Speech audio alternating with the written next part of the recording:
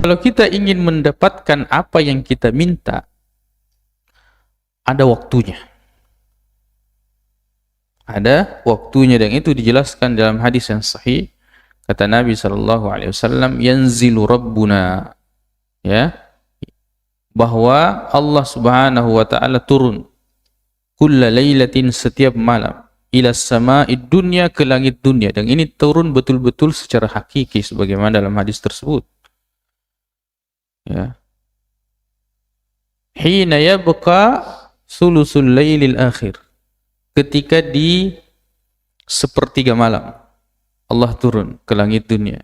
Kemudian Allah mengatakan, may yad'uni, siapa yang meminta kepadaku, ya, maka saya akan mengijabah. Siapa yang berdoa, ya, berdoa kepada aku, saya akan mengijabah. Kemudian Allah mengatakan, may yas'aluni, siapa yang meminta kepadaku, fa'u'tiyahu, saya akan memberinya. Nah, di sini bedanya. Ketika kita berdoa, Allah memberikan 3 opsi sesuai dengan hikmahnya. Maka di sepertiga malam ketika kita meminta, maka Allah mengatakan, kalau dia meminta kepadaku, saya akan memberinya. Karena kata istijabah dengan i'ta itu beda. Istijabah itu respon doa. I'ta itu pemberian seperti apa yang diminta. Maka dari sini kalau kita menginginkan sesuatu,